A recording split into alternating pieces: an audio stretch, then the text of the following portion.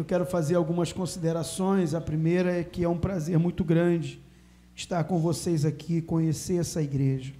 O pastor Marcos Paulo, quando se refere a essa igreja, ele se refere com as suas palavras endossadas de bastante ternura, bastante afeto.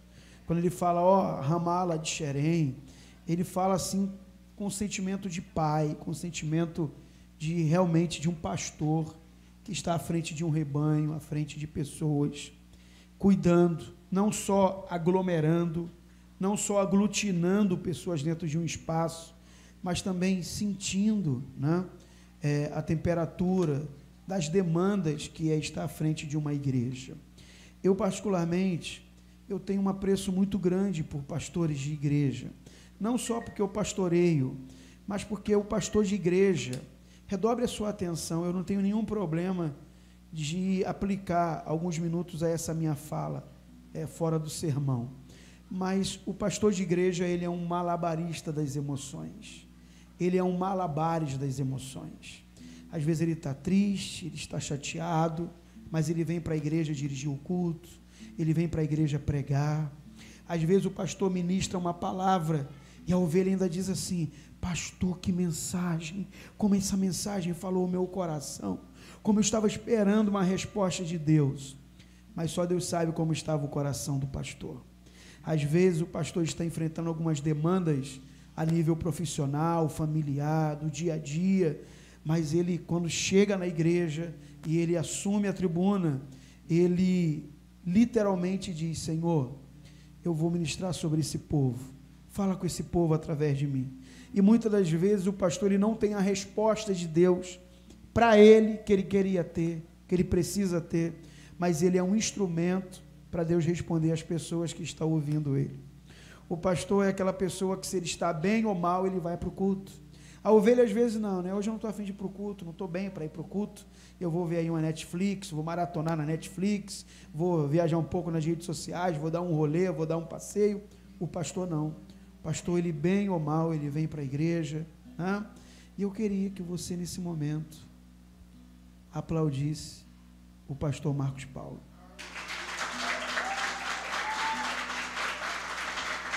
Você nota que eu não disse, aplauda o Senhor pela vida do pastor Marcos Paulo. Não, eu não disse isso. Eu disse, aplauda o pastor Marcos Paulo. Aí algum desavisado, que aqui não tem, sei lá, para o lado de outros lugares, diz assim: eu não vou aplaudir o homem, que eu não estou aqui para idolatrar o homem. É porque não conhece a Bíblia. Porque Paulo disse: honra quem honra. E eu sempre falo, amados, Deus não divide a glória dele para ninguém, com ninguém, mas a honra nós devemos dar quem tem honra. E eu vou falar uma coisa para vocês. Pastor Marcos Paulo, ele não é um mercadejador da fé, um negociador da fé. Pastor Marcos Paulo, ele poderia estar tocando o seu escritório de advocacia, estar viajando com a família, se congregar em algum lugar ali, ir para o culto aqui, o culto ali, mas olha o que o pastor Marcos Paulo arranjou para a vida dele: cuidar de igreja, cuidar de pessoas. Eu queria que você aplaudisse mais uma vez o pastor Marcos Paulo. Ame o vosso pastor, ame a família pastoral, cuide da família pastoral. Às vezes a ovelha não tem noção o como um pastor é renovado quando uma ovelha dá um abraço nele. Quando a ovelha diz: pastor, que bom que o senhor chegou, que bom que a sua família congrega aqui com a gente. Então, amados, eu estou muito à vontade. Igreja linda, pastor Marcos Paulo. A igreja é um pedacinho assim de ternura, muito bem acomodado, não só fisicamente, mas também a paz no espírito. Eu me sinto aqui bem acomodado no espírito. Não é todas as igrejas que a gente vai que a gente se sente acomodado no espírito. Aqui eu me sinto acomodado no espírito. Eu achei muito interessante o que o casal acabou de relatar aqui. Parece que nós já estamos aqui há muito tempo. Isso é uma referência de uma igreja saudável, quando o ambiente não é tóxico, quando o ambiente é leve. Por isso a Bíblia diz: ó, quão bom e quão suave é. que os irmãos vivam em união. Se você puder, fique de pé. Abra a sua Bíblia, por gentileza.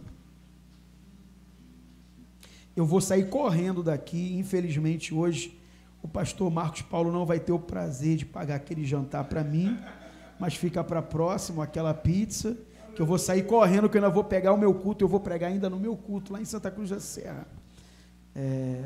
Glória a Deus. Eu quero que você, nessa noite, pegue a sua Bíblia, por favor, abra a sua Bíblia no Evangelho de Jesus Cristo, segundo escreveu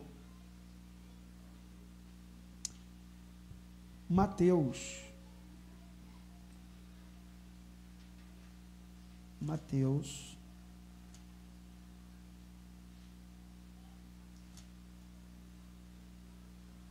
capítulo 18.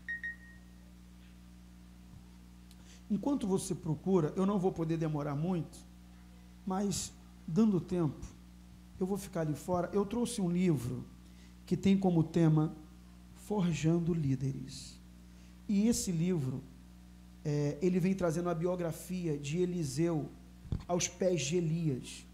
Quais foram os estágios que Eliseu teve que ser submetido para suceder Elias? Quantos aqui têm certeza que Deus tem um plano na sua vida? Diga amém. Amém. Olha o que eu falo logo na capa desse livro. Dons e talentos não substituem processos. Deus tem um plano em nossas vidas, mas Ele vai nos forjar através de processos. E é o que eu trato aqui nesse livro.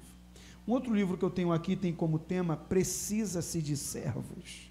Diga comigo, Deus não me chamou para ser visto, Deus me chamou para servir. Eu sempre falo isso, as pessoas ficam rindo.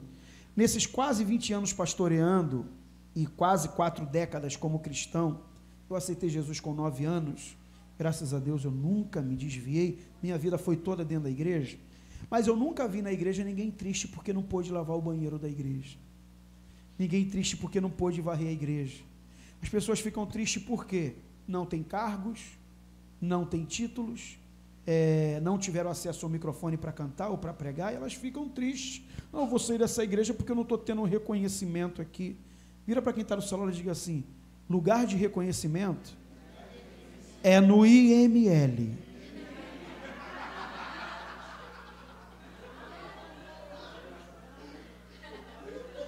Agora vira para quem está no celular e diga assim: aqui é para servir, irmão. Nesse livro eu venho trazendo o lava-pés, o que Jesus estava nos ensinando quando ele foi lavar os pés dos discípulos. Irmãos, se Jesus disse isso, eu não vim para ser servido, eu vim para servir. Se Jesus, que é Jesus, o Criador de todas as coisas, ele veio servir, por que tem muita gente na igreja que não quer servir? Mas ela quer cargos. Deus não nos chamou para termos cargos. Deus nos chamou para suportarmos a carga. Aleluia! Amém? Um outro livro que eu tenho aqui tem como tema Maturidade, uma questão de escolha. Esse livro não é para o novo convertido, que ele é um bebê na fé, ele é um bebê espiritual. Esse livro eu escrevi para aquele crente, pastor Marcos Paulo, que está há anos dentro da igreja e não toma atendência. Ele fica criando demandas para o pastor. Tem uma fofoquinha aqui, ele está envolvido. Tem um problema ali, se ele não gerou, ele vai ser envolvido. Uma hora ele está lá em cima, outra hora está lá embaixo. Ele não tem maturidade cristã. Alguém passa por ele na rua, não o cumprimenta, porque talvez não vê, eu estou triste com fulano, eu vou sair dessa igreja. Esse livro é para aquela pessoa que está há anos dentro da igreja, mas ele virou um retardado espiritual. Eu não sei se vocês têm essa percepção, você olha para uma pessoa e fala assim, você não fala, né, porque senão vai criar a terceira guerra mundial, mas você fica pensando assim, cara, entra ano e sai ano, essa pessoa não muda. Entra ano e sai ano, é os mesmos problemas, dá os mesmos defeitos, as mesmas dificuldades, já era para ela estar visitando, ela está cobrando visita. Já era para ela estar aconselhando quem chegou depois dela, ela está atrás de conselho à torta e à direita. Diga comigo assim, tem muita gente na igreja que está achando que o pastor é babá e a igreja é creche. É o que eu trato aqui nesse livro. Por último, eu tenho esse livro, se você conhece alguém que está enfrentando depressão, crise de ansiedade, esse livro ele é uma benzentacil de autoestima, de fé, de otimismo. Esse livro foi uma pregação que eu preguei no púlpito da nossa igreja em 2008 e Deus me incomodou a tornar essa mensagem em livro. Então é um presente para quem está perdendo o colorido da vida, para quem não tem mais ânimo de lutar, de reagir às lutas do dia a dia. É uma mensagem de fé e esperança para quem lê cada página desse livro. O tema desse livro é Rejeitando o Fracasso. E tem uma frase aqui que diz: desistir é a saída dos fracos, insistir é a alternativa dos fortes. Eu vou dispensar comentários sobre esse livro, foi o primeiro livro que eu lancei em 2012, porque eu vou trazer uma breve preleção sobre ele, já que é Outubro Rosa, fala muito sobre as emoções, sobre cuidados, sobre atenção. Eu quero pregar hoje sobre o tema perdão, e é o que eu vou ministrar, é uma porçãozinha que está dentro desse livro, tá ok? Mateus capítulo 18,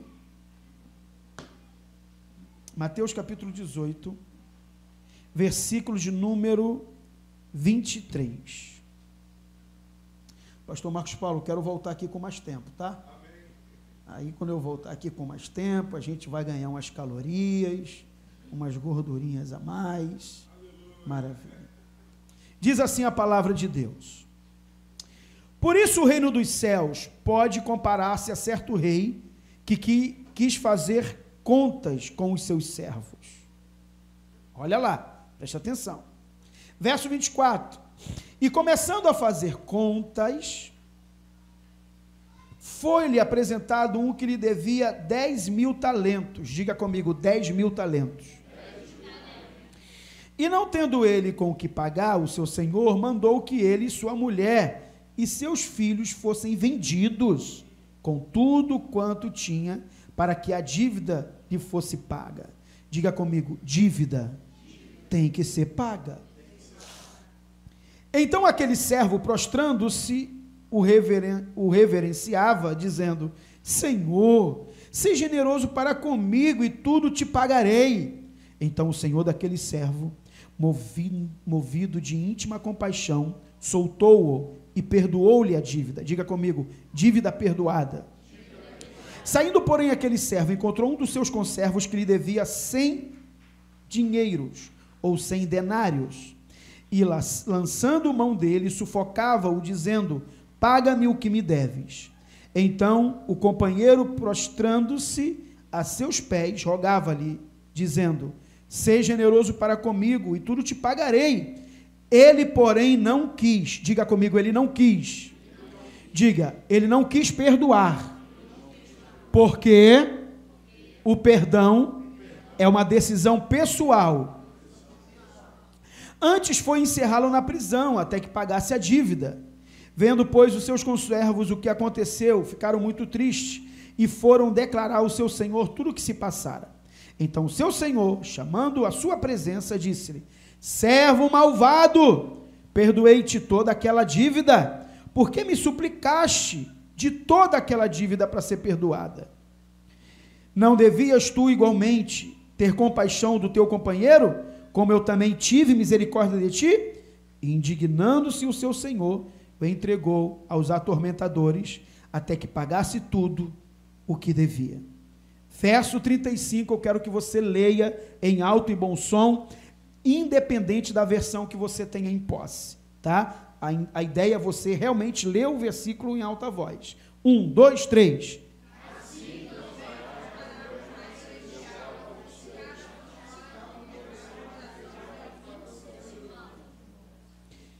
Versões diferentes, ficou igual uma farofada, mas eu vou apertar a tecla SAP aqui, ó.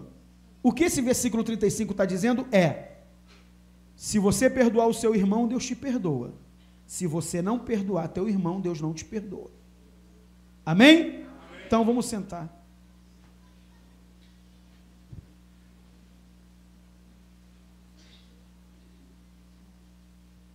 Queridos,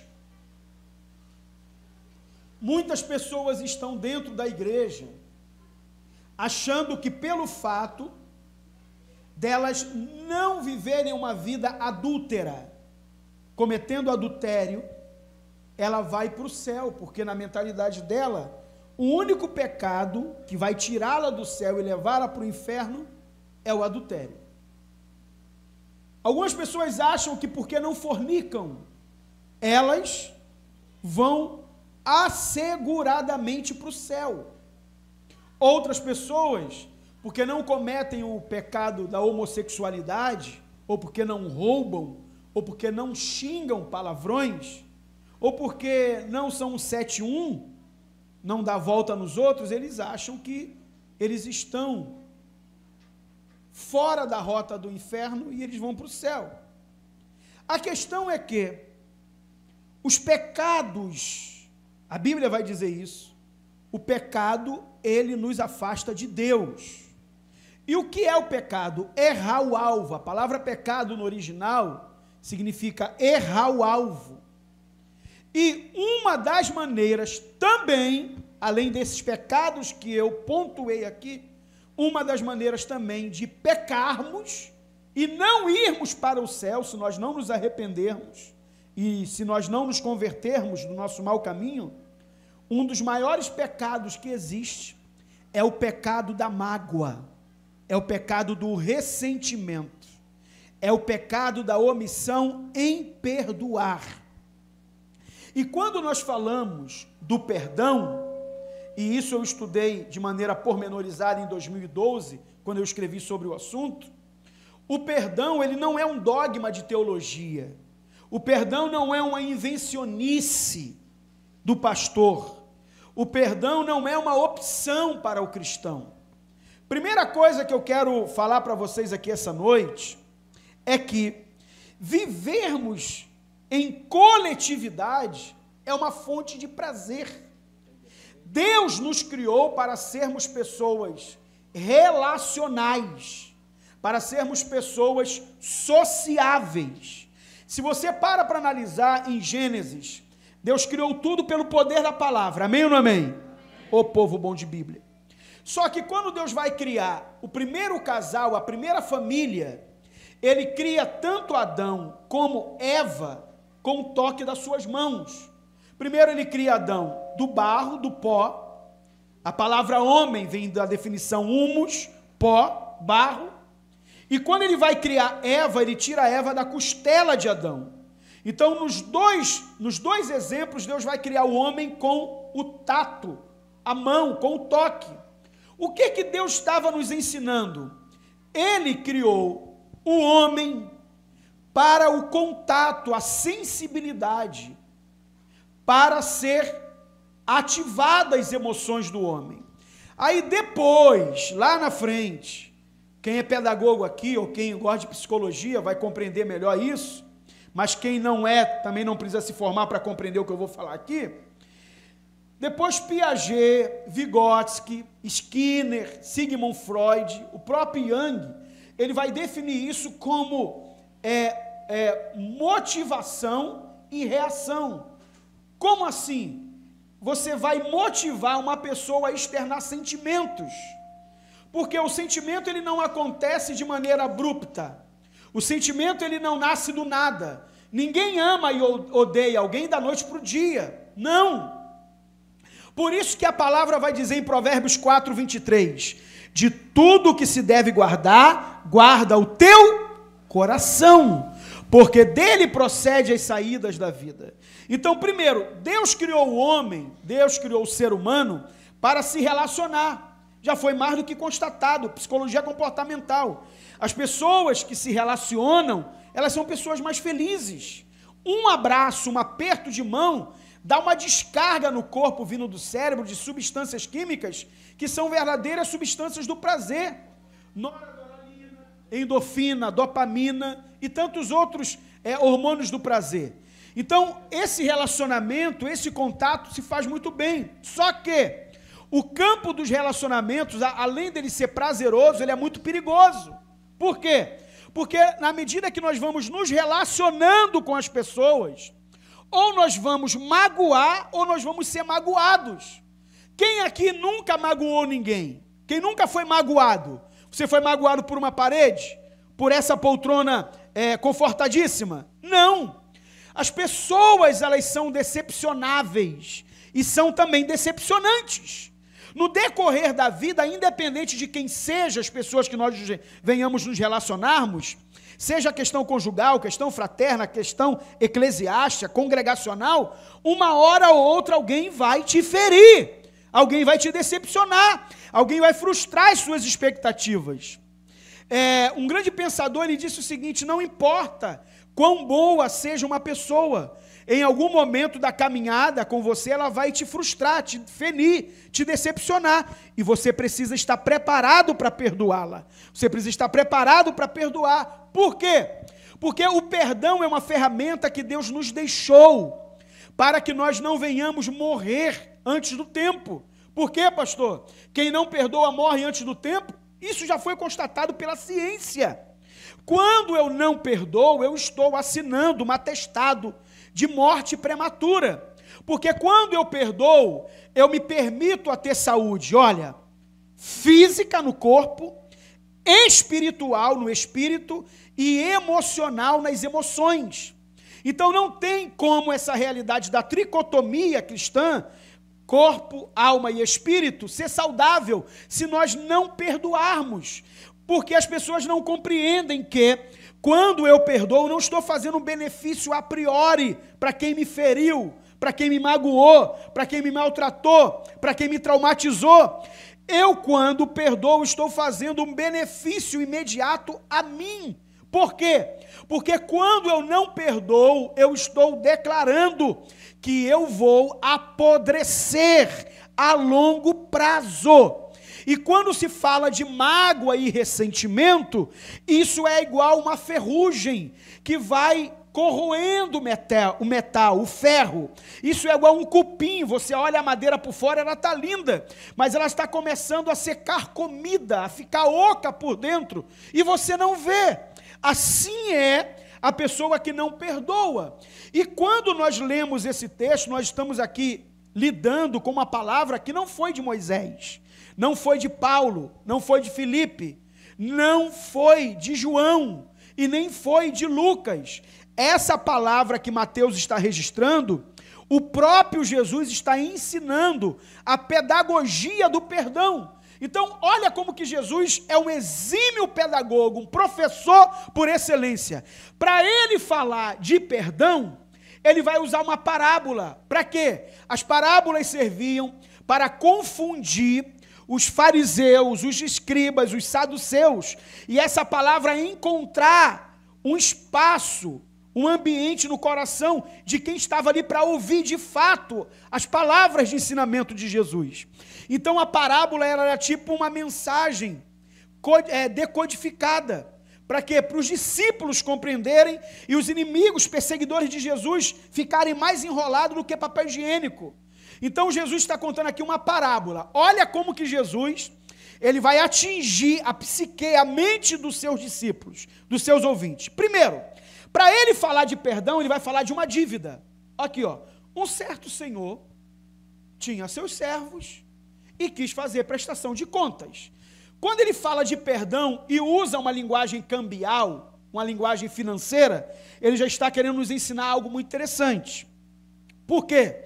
Porque a palavra perdão, nas três definições, seja no grego, no latim e no hebraico, a palavra perdão, ela tem a mesma raiz, e essa raiz significa, sabe o quê?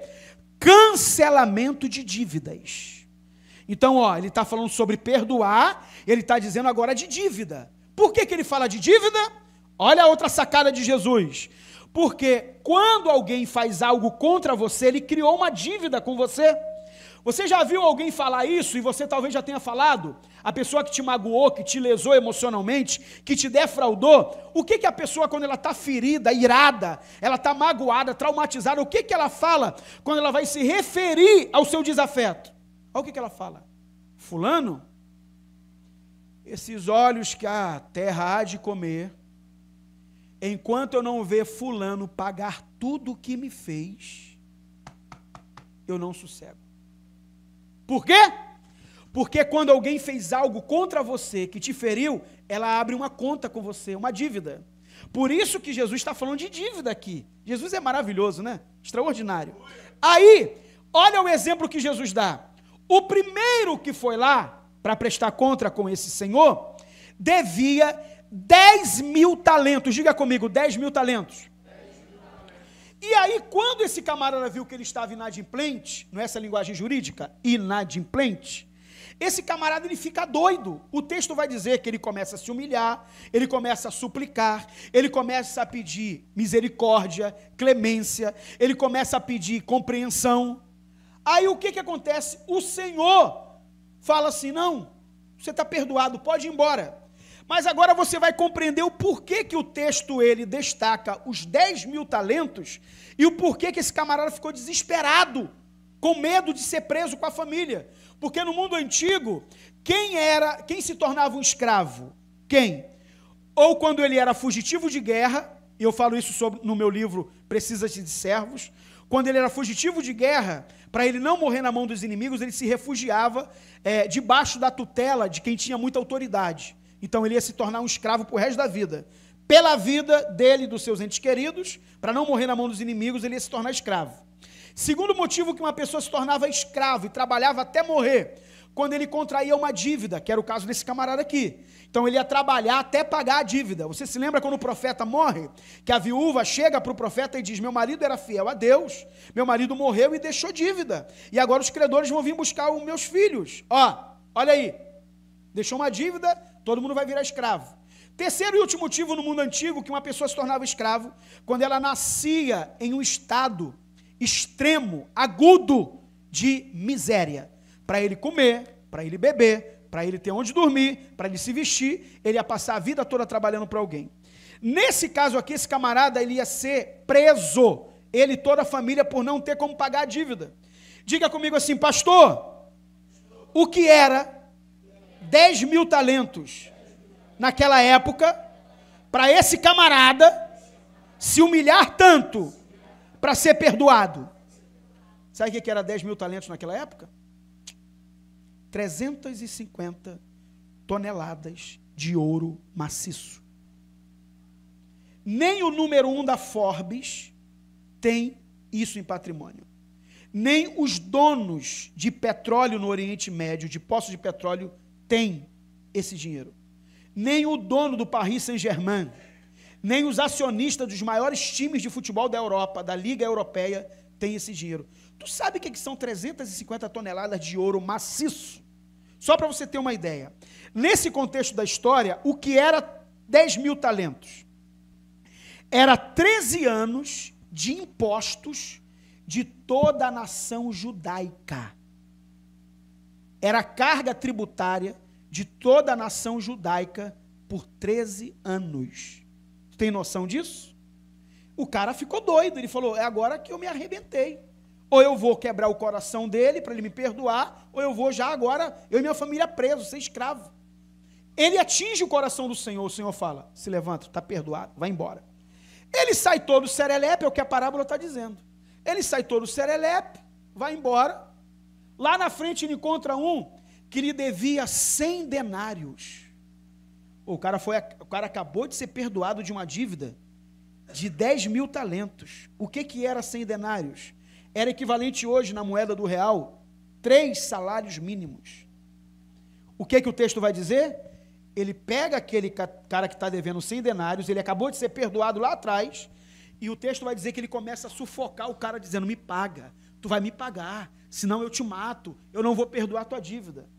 Na parábola, alguns espectadores vai lá no Senhor e diz, Aquele rapaz que estava se jogando no chão, chorando, com as mãos juntas, de joelho, pedindo misericórdia, sim, eu acabei de perdoar ele uma dívida impagável.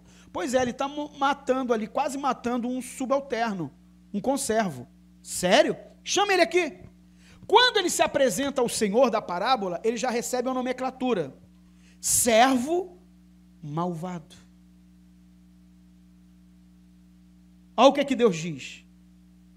Olha o que Deus diz, porque você vai entender o porquê que eu estou falando que Deus diz. Eu não perdoei a tua dívida, por que você não fez o mesmo com quem estava te devendo? Eu não te perdoei, não mandei você seguir a vida, eu não virei a página para você, por que você não fez a mesma coisa com fulano lá? Leve ele para a prisão, até a dívida ser paga, ele vai ser preso. Agora nós vamos para a cereja do bolo. Você não precisa ser teólogo, nem conhecer as línguas originais da Bíblia para compreender uma exegese rasa e simples desse texto. Primeiro lugar, quem é o Senhor da parábola? Deus. Segundo, quem tinha uma dívida impagável, que foi perdoado? Ó, como que o povo é inteligente. Quem aqui não valia nada e Deus pagou o preço de sangue para estar aqui hoje?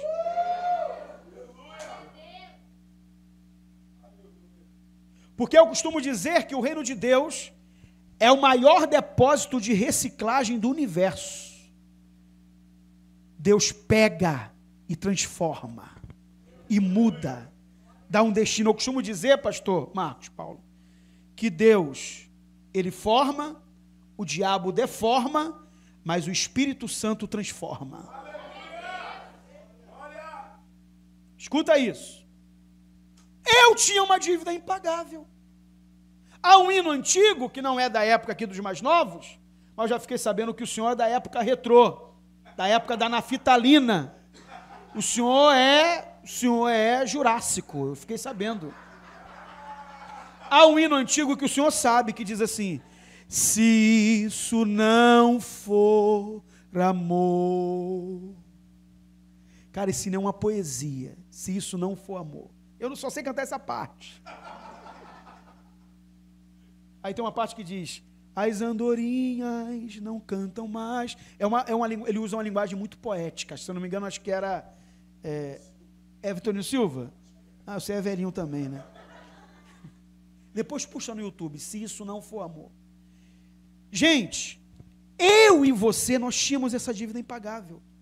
Deus olhou para a gente e disse: eu vou resolver o teu problema, eu vou te perdoar.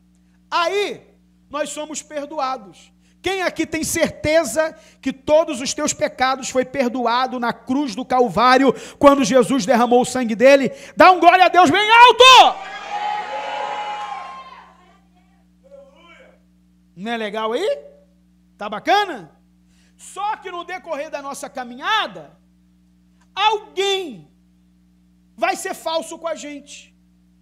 Alguém vai ser hipócrita com a gente. Alguém vai comprar e não vai pagar. Alguém que você acha que é amigo é falso e vai falar mal de você. Alguém que você ajudou, botou na tua mesa, abriu a porta da tua casa, foi ingrato, e só sabe a dor da ingratidão quem já viveu ingratidão. É aí que Satanás vai tentar minar o teu coração, para tomar o teu coração, para que você não vá para o céu. As pessoas às vezes dizem assim: porque fulano me feriu, eu me decepcionei com fulano. Quer ver só que coisa interessante? Eu vou te dar 30 segundos para você se lembrar de pelo menos 5 pessoas que te causou algum mal, que te machucou, que te feriu. Em alguma área, ingratidão, falsidade, hipocrisia, fofocou de você, jogou tua integridade na lama, comprou, não pagou, te deu uma volta, te tirou como otário. Então eu vou te dar 30 segundos para você se lembrar de alguém.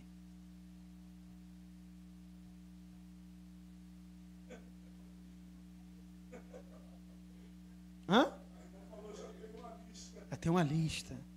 Agora vem cá. Não vou nem até os 30 segundos. Eu vou te dar 5 segundos para você se lembrar quantas pessoas você já feriu. Você está vendo como que é uma via de mão dupla? Porque o que o diabo tenta nos convencer? Que nós só somos as vítimas. Quando o diabo, guarda essa frase que eu vou dizer para você, quando o diabo convence que você é a única vítima, você se sente na razão de se tornar uma vítima e de sempre colocar a culpa nos outros e não perdoar ninguém. Deu para entender isso? Então Jesus está ensinando sobre perdão. E aí, pastor, e aí? Quando o camarada, ele decide não perdoar o conservo, ele acabou de ser perdoado de uma dívida de 10 mil talentos. Ele agora não quer perdoar um que devia 100 denários, sem dinheiro. Quando ele é chamado perante o Senhor, ele vai logo ser preso. Diga comigo, prisão. Por que prisão? Quando você não perdoa, você enfrenta 2 tipos de prisões. E nenhuma dessas 2 prisões prende o teu corpo. Porque você vai para onde você quer, teu corpo é livre. Mas o maior sistema penitenciário não é o complexo de Bangu. O maior sistema penitenciário não são as grandes prisões dos Estados Unidos, da pena de morte. Sabe qual é as maiores prisões da vida? É aquela que o teu corpo está solto, livre, mas a tua alma e o teu espírito está numa masmorra. Como assim, pastor? Quando nós não perdoamos, nós nos tornamos prisioneiros. O que o texto está nos ensinando é, quando eu não perdoo demônios, diga comigo demônios, diga demônios, tem legalidade para me atormentar. Eu vou te provar isso. Vou te provar isso aqui. Alguém aqui já teve a triste experiência, igual eu tive, de alguém te fazer um mal, se tornar um desafeto, você não querer nem ouvir falar o nome dela, e você está em um lugar feliz da vida. Você descobre que a pessoa acabou de chegar. Acaba ou não acaba o clima? E quando alguém fala assim, vai lá em casa no aniversário de fulano, você até confirma, eu vou. Não, já vi, não tenho compromisso. Aí a pessoa inocentemente fala, fulano também vai estar lá. Você pode não falar para ele. Você fala, fulano, não deu para mim ir, que surgiu um imprevisto. Mentira. É porque o teu desafeto estaria lá. Sabe qual é o problema de quem não perdoa? Você pode estar no hotel mais caro de qualquer lugar do mundo. Vou profetizar na tua vida. Você pode estar nas Ilhas Maldivas. Você pode viajar para as Bahamas. Mas você vai levar o teu desafeto com você. Porque ele está dentro de você. Você pode sentar na mesa do restaurante mais caro, vai ter uma mesa reservada para ele e para ela. Por quê? Porque você está preso a ele, você está preso a ela. Uma outra definição do perdão, eu falo isso no livro com detalhes. Quando você perdoa, você está se soltando da pessoa. Você está se livrando, se liberando. Porque o perdão não é amnésia. Eu perdoei, eu vou esquecer. Não. Eu costumo fazer aqui uma análise, e eu costumo fazer uma analogia. O que é o perdão? É uma cicatriz. Diferente da ferida. Porque a ferida está ali 3 meses, 4, 5, até 1 ano. Quando você encosta, machucou. E tu já parou para pensar? Parece que a pessoa adivinha. Ela vai justamente tocar aonde está a tua ferida. É igual quando vai para a praia, tu está todo bronzeado, o cara nunca te abraçou, a irmã nunca deu um tapa nas costas, tu chegou lá mais assado do que frango de padaria de domingo. Aí o cara, e aí, varão? Pá! Parece que adivinhou. Assim é a ferida. Tocou, vai doer. A cicatriz é diferente. Quando você perdoa, você vai ver, você vai se lembrar, mas você não vai sofrer mais. Porque você perdoou. Agora, uma outra questão, o perdão, ele não é um processo instantâneo. Eu vou perdoar, Não, o perdão ele é um processo a longo prazo. Por quê? À medida que você diz, Espírito Santo, eu não quero sentir isso por essa pessoa. Eu não sei você, mas principalmente no meu ofício, no meu chamado pastoral, o que eu mais oro é, Deus, eu não quero sentir raiva por essa pessoa. eu não quero sentir o meu coração azedar, apodrecer por causa dessa pessoa. Porque tem pessoas de dentro da igreja, aqui não tem isso, é mais lá pro lado, né? Mas tem pessoas, irmão, tem pessoas que eu fico olhando e eu falo assim, cara, será que foi Deus que trouxe essa pessoa para cá? Não, porque parece que a pessoa está ali para perturbar. É aquela pessoa que você olha e você até plageia a fala da bruxa do 71 do Chaves. É você, Satanás. Satanás, é você, Satanás. É você, Satanás. Não, assim, tem gente que às vezes eu dá vontade de falar assim, irmão, tu tá aqui amando do Espírito Santo ou do Satanás, cara? Porque assim, ele não ajunta, ele só espalha. Então essas pessoas eu falo, Senhor, não me deixa sentir raiva por ela, porque a minha guerra não é contra ela, é contra quem está usando ela. Eu estou falando sério, irmãos. Esse coração aqui, ó, eu já falei esse dia lá para os obreiros lá da igreja, eu falei, ó, irmão, se você falar assim, recebeu um comunicado, pastor Wander morreu, ou o avião caiu, ou eu colidi com o carro, ou foi bala perdida, ou sei lá, cara, comi alguma coisa envenenada, agora eu tenho certeza, eu não morro mais do coração eu não morro, porque assim, nesses 20 anos, pastorzão, as pessoas que eu mais investi, que eu mais amei, que eu trouxe para perto, foi as pessoas, malandro, que ó, arrebentou, e aí você pergunta para mim, você mudou? Você não acredita mais no ser humano? Quando um pastor deixa de acreditar em alguém, de investir em alguém, ele deixou de ser pastor, mas para isso acontecer, para ele continuar amando, cuidando, seja quem for, esse coração tem que estar em Deus, e para esse coração estar em Deus, e Deus está nesse coração, você tem que todo dia praticar o hábito do perdão. Senhor, me ajuda a perdoar, eu quero perdoar, eu não quero sentir isso por essa pessoa. Senhor, eu sei que essa pessoa está com o sentimento de Judas, está com o sentimento de Aitofel, mas o problema não é o que ela sente, o mal que ela quer fazer a mim, a questão é o que eu sinto.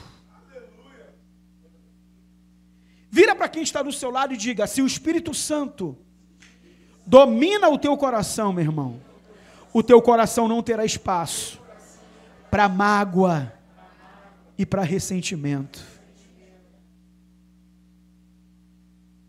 Esses dias eu peguei uma pessoa, o pessoal fica rindo, né?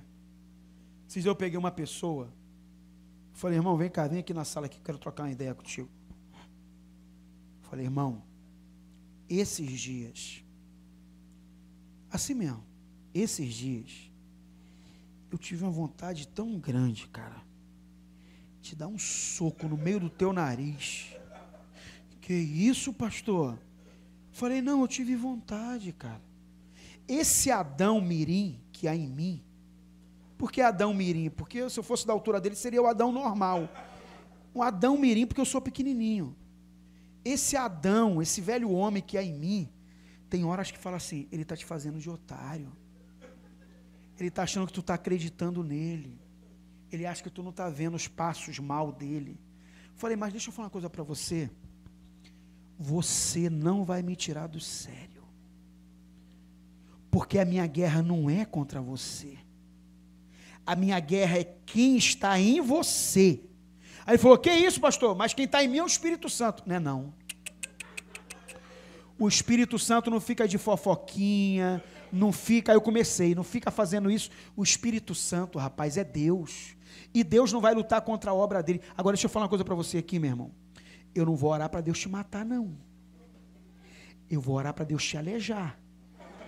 Porque querendo ou não, eu vou ter que te amar andando ou aleijado, mas eu vou continuar te amando.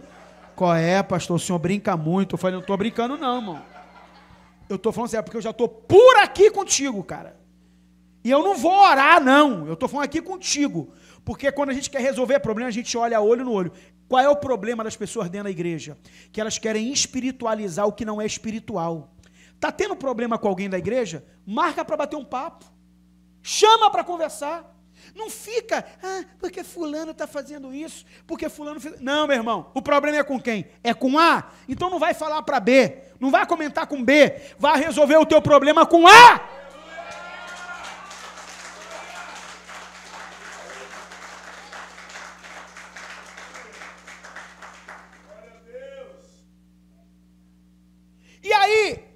igreja ela tem as suas dificuldades, ela vai se perdoar.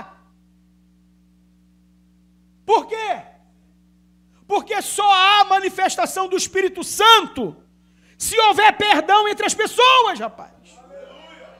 Onde que Deus vai habitar quando um está querendo matar o outro? Quando um está odiando o outro? Quando um está querendo passar longe do outro? Nós vamos morar no mesmo céu, irmãos. E eu costumo dizer, pastorzão, que a igreja, ela é o vestibular da faculdade eterna do céu.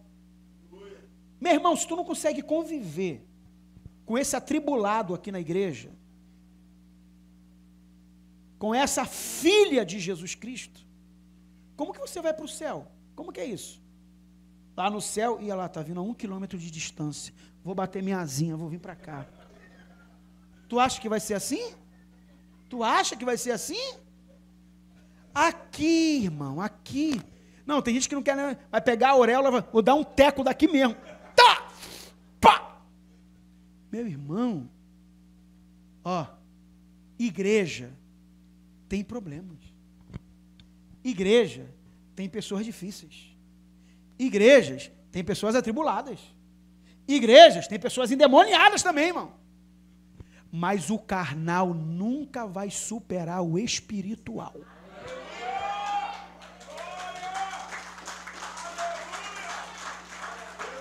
Esses dias, porque assim, caminhando já para o final, esses dias, eu estava comentando com um obreiro o seguinte, cara, qual é o segredo da vida cristã? Não é você conhecer as pessoas, é você se conhecer. Então assim, eu me conheço, vamos lá, baixinho, e eu sou assim, alguém cria aquele capetinha chamado pincher? Aquele é atribulado, aquele cachorro. Sabia que aquela raça ali, ela é tendenciosa a morrer de ataque cardíaco? Sabia disso? Eles são tão acelerados, acaba dando um colapso cardíaco. Então tu imagina um pincher, joga ele no liquidificador, um Rottweiler, joga no liquidificador, e um Pitbull, para ficar gostoso, joga um Doberman. É esse cara aqui. Eu me conheço. Eu sou perigoso nas palavras, eu sou vingativo, porque eu sou sanguíneo e colérico, cara. A priori, você sabe qual é o teu temperamento? Não sabe? Então eu vou te falar o que é a igreja. A igreja é essa loucura aqui, ó. Um é sanguíneo, o outro é melancólico, o outro é colérico, e aí tem o que é fleumático. Aí para ficar gostoso, ainda tem o bipolar. Tá tudo aqui misturado. Como eu sei que eu sou melancólico e colérico, o que eu tenho que fazer? Eu tenho que evitar. Então esses dias o camarada veio. Ô pastor, por quê? Eu falei, o que é, meu irmão? Não, por quê? O que é? Não, porque até ele abaixar o tom de voz. Quando ele abaixou o tom de voz e chegou no meu tom de voz, eu falei, deixa eu falar uma coisa para você aqui. Mas por dentro. Quem já viu aquele desenho do Tom e Jerry ou do Pica-Pau que fica um capetinho assim? Vai, fala. Aí fica um anjo assim, se controla, faz isso não, rapaz, cuidado, você é pastor, irmão, se tu fala um negócio, rapaz, se controla. E o capetinha fala, você é ser humano também, você é ser humano, já está ultrapassando o limite, isso, vai falando. O anjo fala, não, se controla, você é um líder. Eu falei, meu irmão, deixa eu falar uma coisa para você aqui. Eu não estou bem para tratar esse assunto contigo agora. Durante a semana a gente conversa. Pode ser? Pode. Aí ele não se ligou, ele falou, o senhor está passando mal, pastor? Eu falei, mais ou menos isso. Mas não, é porque a Bíblia diz em Provérbios 15:1 que a palavra branda desvia a ira, mas a dura suscita o furor. Qual é o problema dentro das igrejas? É que as pessoas querem espiritualizar tudo. Aqui eu fecho. Ah, porque é o diabo. O diabo está querendo causar arruaça no ministério das irmãs. Quero novidade. O Satanás está querendo causar problema no ministério de louvor. Eu quero alguma novidade. O capeta está querendo a todo momento desestabilizar a igreja, lançando seta. Agora, o que eu tenho que fazer? Controlar minha língua, meu temperamento, meu ímpeto. Tem horas que você ouve e finge que não ouviu. Tem horas que você está aqui e você sai de perto, que é para você não causar um problema maior para o pastor. E aí o cara fala, por quê? Eu também tenho limite. Tem não, você é carnal. Você é carnal, porque se você tivesse o Espírito Santo, você iria entender que o fruto do Espírito é amor, longanimidade, domínio próprio, temperança. Os problemas na igreja sempre vão ter, mas o que eu tenho que ter? Primeiro, disponibilidade para perdoar e domínio próprio. Eu não estou aqui para dominar e liderar ninguém, eu estou aqui para me liderar. Meu maior objetivo é me liderar. Só que, e aqui eu encerro, as pessoas elas querem colocar a culpa em alguém. Aí quem que ela coloca a culpa? O diabo. O diabo está furioso com a igreja. Não, irmão. O diabo ele só vai ter êxito se você der legalidade. Porque na hora que o diabo vir com a seta inflamada, o que a palavra diz em Efésios 6? Dardos inflamados. O que é um dardo inflamado? É aquilo que inflama, é aquilo que mata, é aquilo que contamina, é aquilo que destrói. Então, quando ele vem com aquele dardo inflamado, você fala, opa, eu já sei o que o diabo quer, irmão. O diabo quer que eu discuta, o diabo quer que eu entregue a liderança, o diabo quer que eu vá para outra igreja porque eu estou com um probleminha, com uma demanda aqui na igreja. Guarda o que eu vou dizer para você aqui, preste atenção. Você conhece alguém que você parou na rua e a pessoa falou assim, eu não estou mais naquela igreja não, porque eu me decepcionei com algumas pessoas ali. Quem já ouviu isso? E a pessoa, eu não estou mais naquela igreja que eu estava indo, porque, o irmão lá, só Jesus, eu saí de lá. Alguém aqui já ouviu essa desculpa? Já? Tá bom. Então você a partir de hoje está proibido a sair dessa igreja por problema com alguém, ou a sair dessa igreja porque alguém não preencheu as tuas expectativas. Deixa eu falar uma coisa para você aqui, e aqui eu fecho. Eu encontro um camarada na rua, e aí, meu irmão, você está sumido da igreja, hein? É, pastor, estou meio decepcionado. Comigo? Não, algumas pessoas. Falei, é mesmo? Amém. Ô, meu filho, deixa eu falar uma pergunta para você aqui. Quem carregou a cruz por você? Aí ele já pegou, né? Já viu aquele sorriso de cachorro quando cai do caminhão de mudança? Mais perdido do que cupim metalúrgica? Ele ficou com aquele sorriso amarelo. Foi Jesus. Falei, Jesus carregou a cruz por você. Deixa eu falar outra coisa aqui. Quem foi que carregou uma coroa de espinho, suportou aquela dor? Foi Jesus. Quem foi chamado de endemoniado? Foi Jesus. E quem foi chicoteado e machucado? Jesus. Falei, meu filho, deixa eu falar uma coisa para você aqui. Se eu fosse deixar de fazer a obra de Deus e de deixar o que Deus tem na minha vida por causa de problemas com as pessoas, eu hoje já estaria no inferno ou no mundo há muito tempo. A Bíblia vai dizer em Hebreus, olhando firmemente para Jesus, autor e consumador da nossa fé. O que eu entendo com isso? Quando alguém me faz alguma coisa, eu estou testado a ter a essência de Jesus em mim. E como que eu sou testado? Diga comigo, quando alguém me fere ou me decepciona, Deus está me dando a oportunidade de me parecer com Jesus. Porque eu me pareço com Jesus quando eu perdoo meu irmão. Quem aqui quer se parecer com Jesus? Fecha essa palavra. Quando eu não perdoo, eu estou abrindo portas para demônios terem legalidade sobre a minha vida. Aí já tem um grande problema. Segundo, quando eu não perdoo, eu estou dizendo para Deus que eu sou melhor do que Ele. Eu não vou perdoar. Se Deus me perdoou, eu tenho a decisão de não perdoar ninguém. Então eu estou dizendo para Deus, eu tenho o direito de não perdoar. Então eu sou melhor do que Deus. Terceiro e último, Quando eu não perdoo, eu começo a desenvolver doenças. Doenças. Eu estou falando de doenças físicas. Eu vou citar só uma aqui. No livro tem um capítulo que eu venho falando só sobre as doenças psicossomáticas, que são as doenças da alma. Guarda isso que eu vou dizer para você.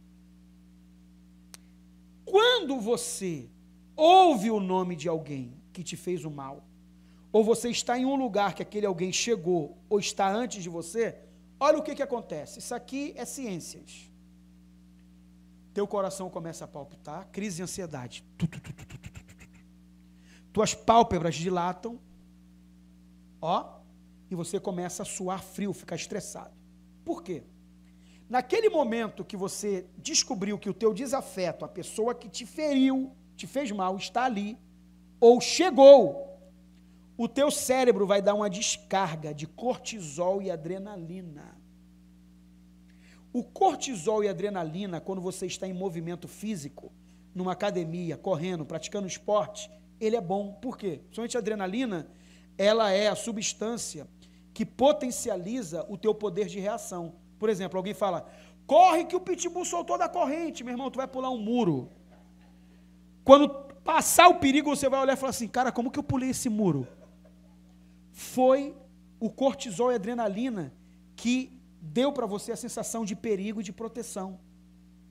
E o cara não aguenta andar 10 minutos a pé. Se alguém falar, o cara tá vindo armado, tá dando tiro para tudo que é lado, meu irmão, tu vai se tornar um atleta. Tu vai pegar essa pança, vai colocar nas costas aí, Aí depois tu vai falar assim, cara, como que eu corri tanto em pouco espaço de tempo? Cortisol e adrenalina, Tanto que quando você sai da academia, você sai como? Se achando o super-homem, o Rambo. Por quê? Uma descarga de endorfina, cortisol, adrenalina se espalhou no teu corpo. Agora, esse cortisol e essa adrenalina, quando você vê o teu desafeto, ele é espalhado no teu corpo, só que você não está em movimento físico, você não está praticando esporte. Sabe para onde que esse cortisol e essa adrenalina vai? Vai para os ossos e para as cartilagens. O Instituto de Ortopedia, há 5 anos atrás, soltou uma nota dizendo que está tendo um surto de osteoporose precoce. E a osteoporose é uma doença de idoso. Jovens e adolescentes estão tendo osteoporose. Por quê? Muita mágoa, muito ressentimento, muito ódio. Então, isso aqui é uma das doenças que eu citei. Tem o câncer, tem insônia, tem... enfim. Então, preste bem atenção. Quer ter saúde física, espiritual e emocional? Quer viver na paz com os irmãos que você congrega? Perdoe. Ah, mas eu tenho razão. Meu irmão, bota a tua razão de lado, perdoe. Ah, mas eu estava certo. Meu irmão, coloque a tua certeza de lado, perdoe. Porque o céu é para quem foi perdoado por Jesus e para quem perdoa os seus irmãos. Deus abençoe vocês. Comunidade Ramaxerém, Rua José Gervásio, número 100, Beira Serra, Xerém, em Duque de Caxias, Rio de Janeiro. Telefone 21 981 54 73 42. YouTube, Facebook, Instagram, Ramaxerém. Reuniões domingo, culto da família 17 horas. Quarta, discipulado 19 horas. Sexta, intercessão 20 horas. Comunidade Ramá, sua família em Xerém.